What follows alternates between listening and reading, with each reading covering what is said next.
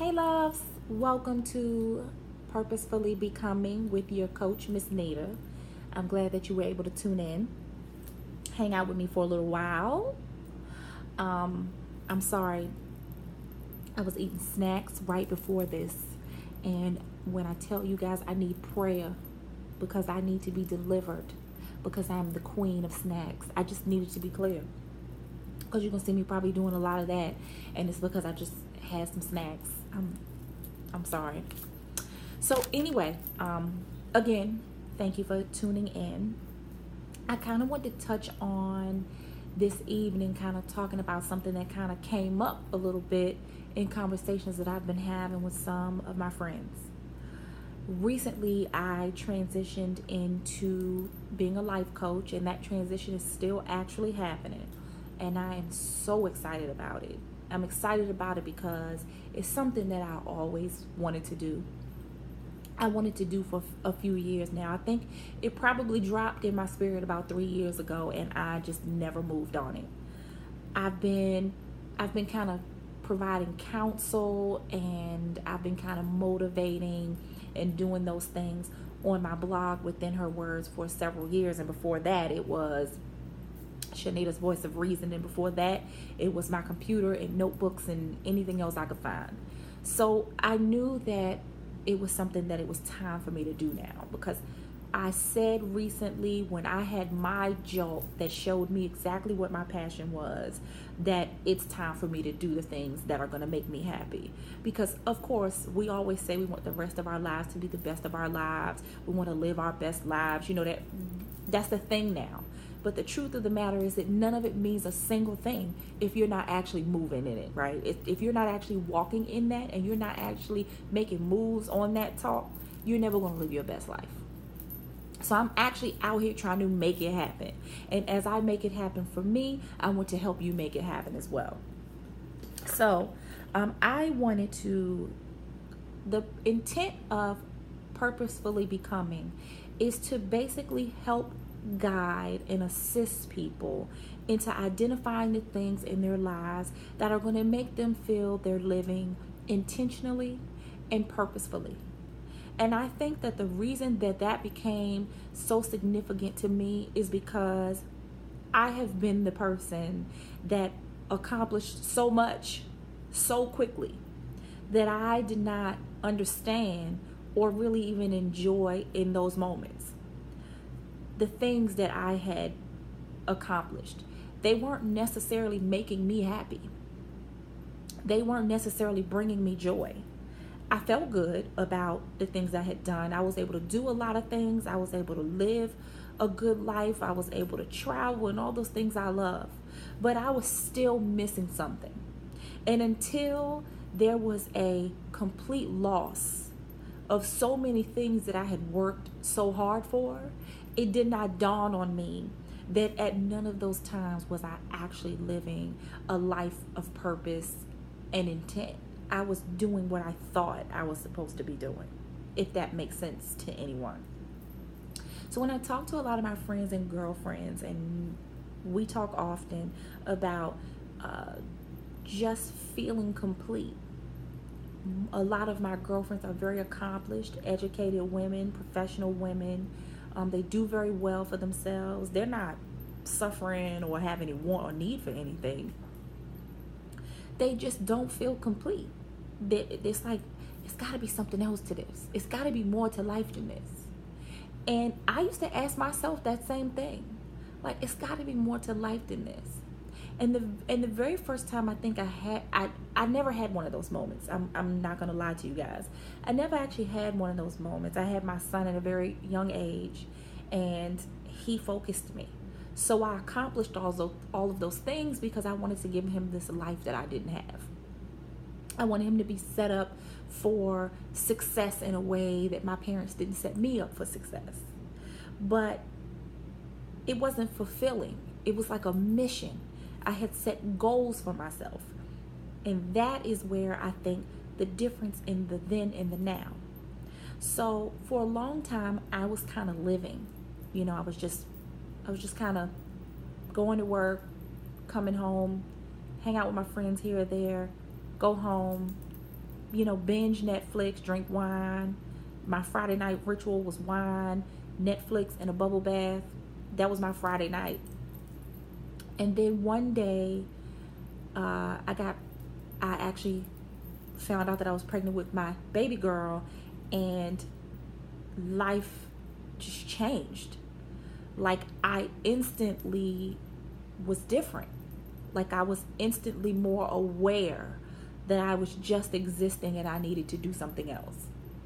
Now, I already knew what my passion was. I already knew that I loved to write. I was already delivering coaching techniques. I was already delivering motivation and words of encouragement and steps to be successful on my blog. I was already doing that. So I knew that that was something, that was a calling. There had to be a book or something. There had to be something in my future.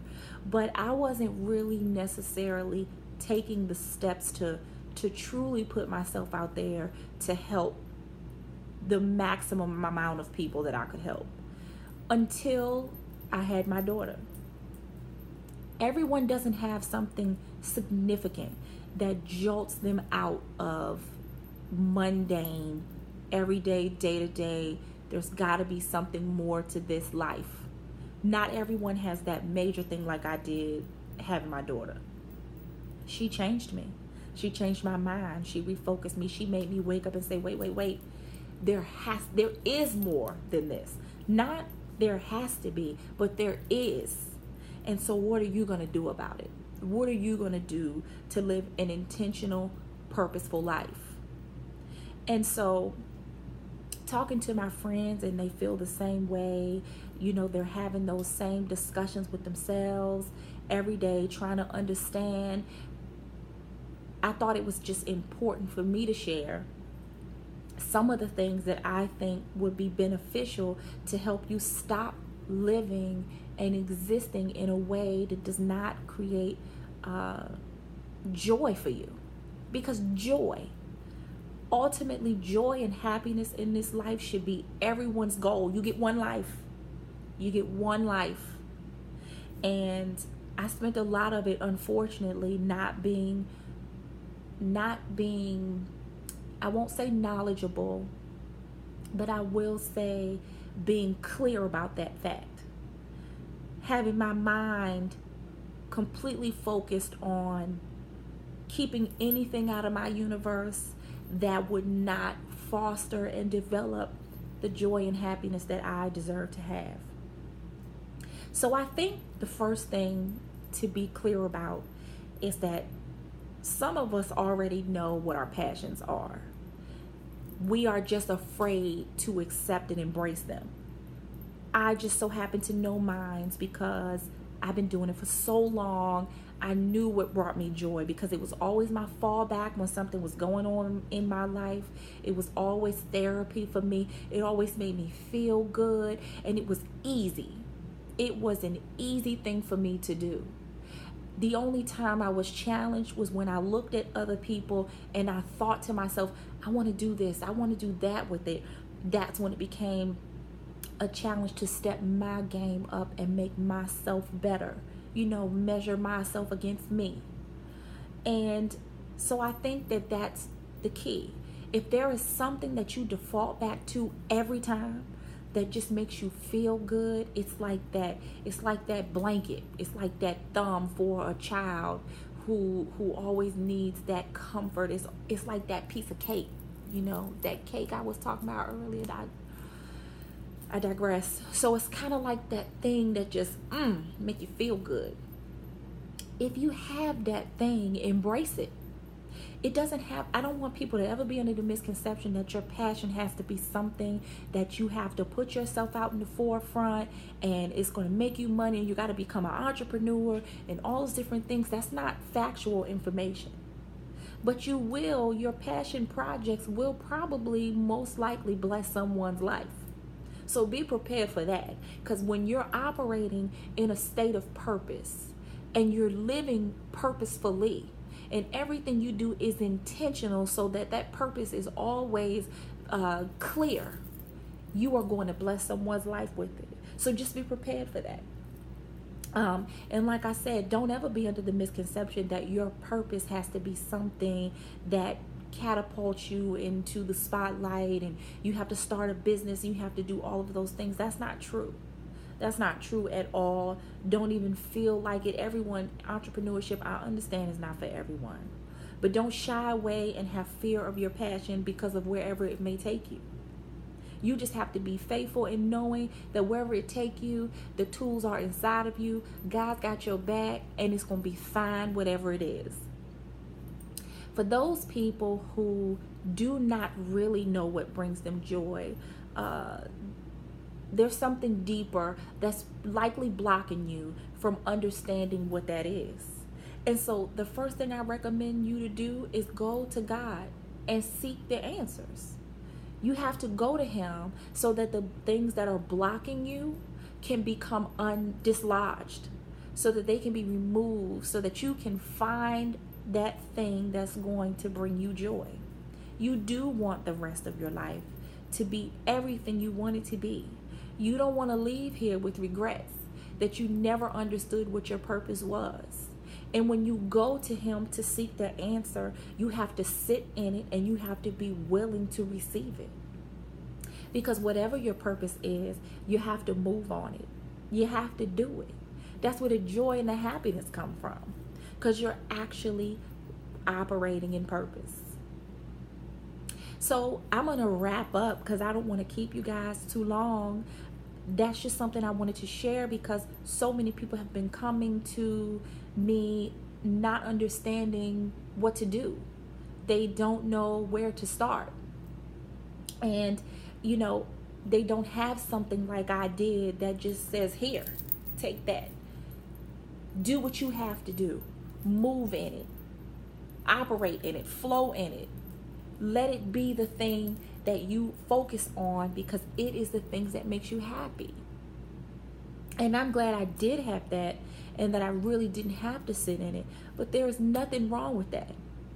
If you are ready to be intentional in this life and you are ready to get the most out of it, you are ready to be fulfilled.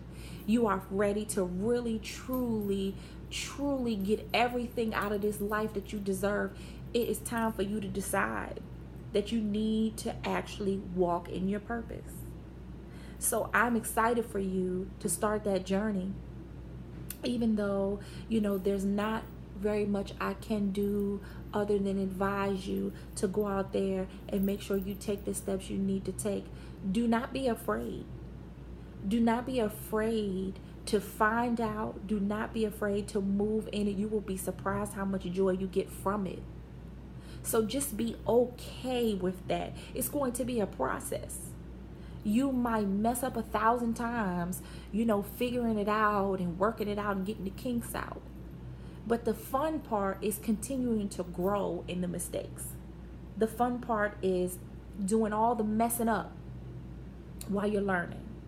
So it's even the same thing for me. Like, who knew that this would be something that I was called to do, right? Something that brings me so much joy and gives me so much excitement about life that I have to expose myself to so many people. But the joy in it is I can screw up over and over again, and even in the process I'm still blessing people's lives and I'm getting better. There's nothing better than that.